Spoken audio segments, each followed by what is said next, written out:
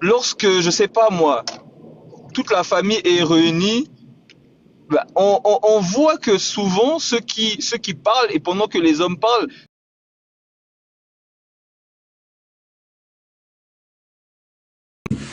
ouais, donc je disais que les, beaucoup de personnes ont du mal avec ça parce que pour elles, en fait, c'est quelque chose de normal de se tenir dans un, parce que comme c'est ce que peut-être elle peut faire au boulot, dans l'administration, au tribunal, tout ça, elle peut, voilà, présider la cour pénale, présider une réunion de service, de chantier. Donc, elles ne comprennent pas, en fait, la gravité de ce que les hommes soient assises dans l'assemblée des saints et qu'elles soient debout en train de les instruire. En fait, les personnes ont du mal parce que comme ils ont grandi dans une génération où c'est des choses qui sont tout à fait normaux, ça n'a aucune gravité pour eux. Ça veut dire que lorsque l'apôtre Paul en parle, pour eux, c'est un fou parce que pourquoi il dit ça? Mais donc ils ont du mal à percevoir.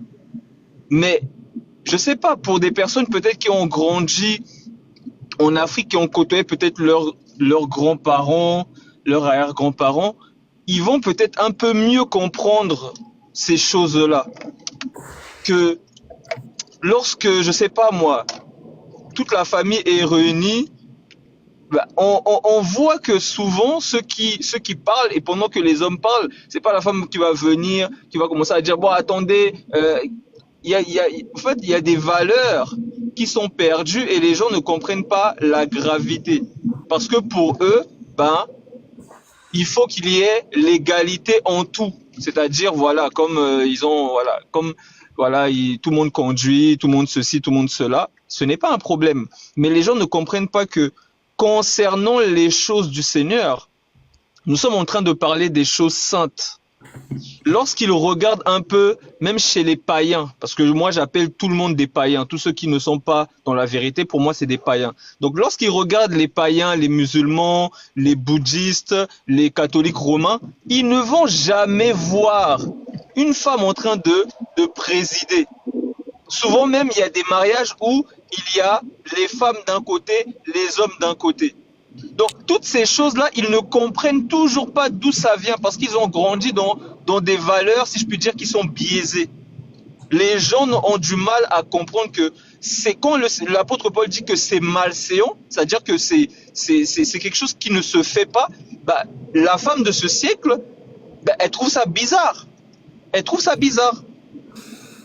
Et les femmes de ce siècle-là, si elles ont une photo, par exemple, de Sarah ou de Marie de Magdala, ou même de leur maman Marie, qu'ils prient parce qu'au moins là, ils ont une statue, ils vont jamais voir ces femmes-là dénudées, en train de montrer leurs fesses, etc. Donc pour eux, c'est normal de marcher avec un jean troué et avec un décolleté. Lorsqu'on leur dit que ce n'est pas normal, elles nous prennent pour des fachos, pour des personnes qui sont contre la liberté de la femme, alors qu'ils ne comprennent pas que ce n'est pas une liberté de t'exposer comme ça, d'être comme un bout de viande parmi les hommes. Ce n'est pas une liberté, au contraire, tu es esclave. Mais pour elles, elles sont émancipées lorsque tout le monde voit leurs fesses, lorsque tout le monde voit. Donc, il n'y a plus de pudeur. On est dans une génération perverse et corrompue. Et lorsque tu viens parler des choses saintes, on te prend pour un fou. On dit que tu es méchant, que comment ils appellent ça? Comment on appelle ceux qui respectent pas les hommes et hommes, femmes avec femmes là? Comment on les appelle? J'ai oublié leur nom. Homophobe, Voilà, tu es homophobe, misogyne. tu es misogyne, donc ils vont te sortir plein de mots en in, en phobe, ils vont te sortir plein de mots pour essayer de te faire croire que c'est toi qui es fou.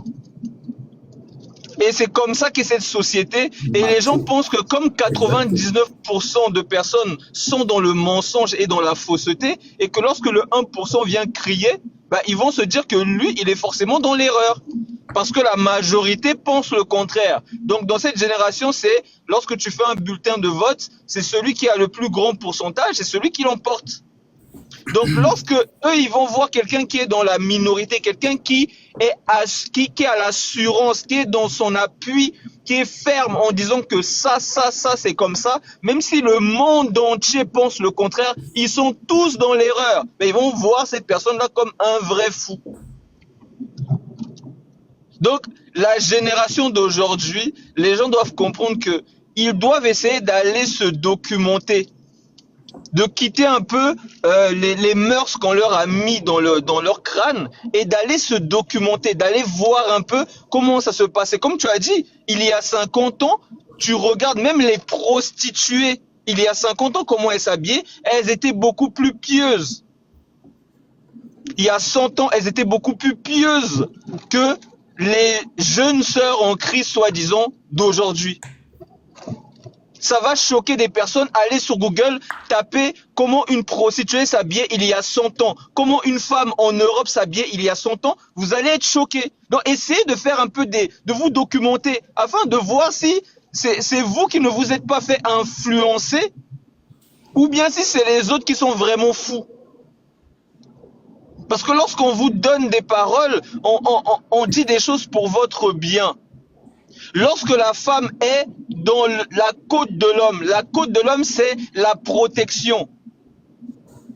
C'est la protection, elle est dans son lieu. De la même manière qu'un poisson, il est dans son lieu, il est dans sa sécurité lorsqu'il est dans l'eau. De la même manière, un arbre, il est en sécurité lorsqu'il est planté, enraciné sur la terre. De la même manière qu'un être humain est en sécurité lorsqu'il est en Dieu. Mais de la même manière, les gens n'arrivent pas à comprendre que la femme est en sécurité lorsqu'elle est sous l'autorité de son homme. Si elle n'est pas mariée, c'est son père qui est son autorité. Et c'est justement lorsqu'elle veut être émancipée, en disant je ne veux pas d'autorité sur moi, c'est là justement que les problèmes sont venus dans l'humanité. Les gens ont du mal à regarder ces choses-là, qui sont censées enseigner cette génération. Donc, on est taxé pour des personnes qui n'aiment pas la femme, ceci, cela. Parce qu'on répète les Écritures. Et les Écritures ne se conforment pas au siècle présent. Parce que l'apôtre Paul dit, si tu veux poser une question, tu interroges ton mari à la maison. Donc il est en train de te dire que si tu veux chercher un mari, tu ne dois pas chercher un païen. Il n'y a pas de « oh si ». Mais avec les « si », on peut refaire le monde. Mais si tu es chrétienne, tu dois chercher un mari en Christ. C'est lui qui va t'enseigner. Pourquoi tu veux forcément chercher un païen pour le faire asseoir? Si le païen a une question, ben tu vas voir l'homme de Dieu avec ton païen. Pourquoi tu veux l'enseigner? Parce que c'est malséant. Et les gens ne veulent pas comprendre. C'est malséant. Tu ne peux pas faire asseoir ton mari à la maison et tu commences à lui enseigner la parole. C'est malséant. Que ça te dérange, que ça ne te dérange pas, c'est comme ça. C'est pas possible. Hein. Donc en tout cas, je montais un peu pour ça, pour planter un peu les clous. Et que le Seigneur vraiment parle à ses filles. Parce que il y a les filles de Jésus-Christ et il y a les filles de César. Donc les filles de Jésus-Christ, elles disent, si je suis noire, c'est parce que le soleil m'a brûlé. Donc Cantique de Cantique, je suis noire et belle. Parce que le soleil m'a brûlé. Donc être brûlé par le soleil, on nous dit dans Malachie chapitre 4 que le Seigneur Jésus-Christ est le soleil de justice. Lorsqu'il te brûle, c'est parce qu'il te dépouille du monde, il te dépouille de ta façon de voir, de ta façon de penser, de ta façon de raisonner, de tes réflexes, de toutes choses. Il te dépouille et tu es consumé par le feu. Donc tu deviens noire et belle. Donc si tu veux être une fille de Jésus, le feu des Écritures doivent te brûler. Mais si tu veux être une fille de César, continue à agir comme César.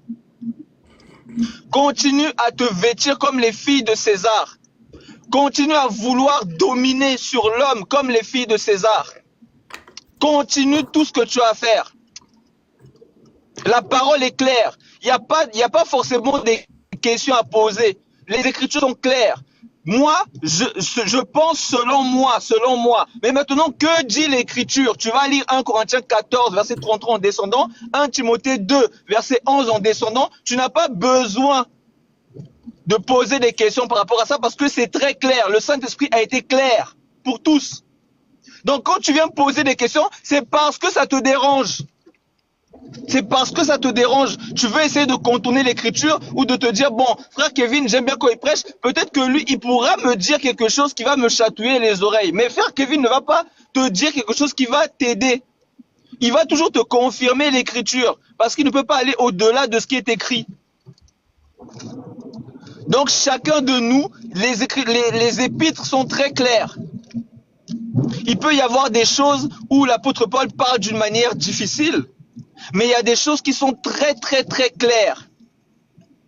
Quand on dit par exemple qu'elle doit s'habiller avec chasteté, elle ne se parait ni de tresse, ni d'or, ni de... Donc, les gens veulent poser des questions. Oui, mais bon, il n'a pas parlé de rouge à lèvres. Donc, c'est toujours en train d'essayer de contourner pour pouvoir s'acclimater, pour pouvoir se conformer au siècle présent. Mais il faut savoir, soit tu es en Jésus, mais soit tu n'es pas en Jésus. Mais lorsque les gens viennent à Jésus, et il y a des pays où les gens, lorsqu'ils viennent à Jésus, ils savent qu'en acceptant ce Dieu-là, ben, c'est la mort.